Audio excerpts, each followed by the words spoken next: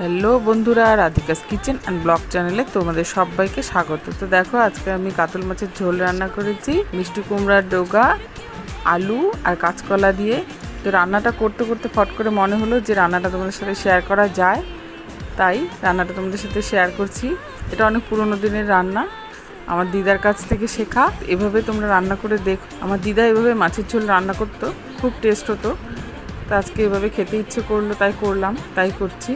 দেখো ঝোলটা ফুটে গেছে, এবার এর মধ্যে দিয়ে দিচ্ছি। এত গরমের মধ্যে হালকা পাতলা হলেও এটা সবাই খেতে পারবে, কারো কোনো প্রবলেম হবে না। এই যে দেখো জিরে ভাজাটা, ব্যাস আর কিচ্ছু দেবো না, খুব হালকা। দেখো একটু ভালো করে দেখো রান্নাটা আমার হয়ে গেছে, গ্যাস বন্ধ করে দিয়েছি। আর তোমাদের যদি রান্নাটা ভালো লেগে থাকে তাহলে আমার চ্যানেলটা অবশ্যই সাবস্ক্রাইব, লাইক আর কমেন্টস করে দিও। সাথে থেকো, পাশে থেকো।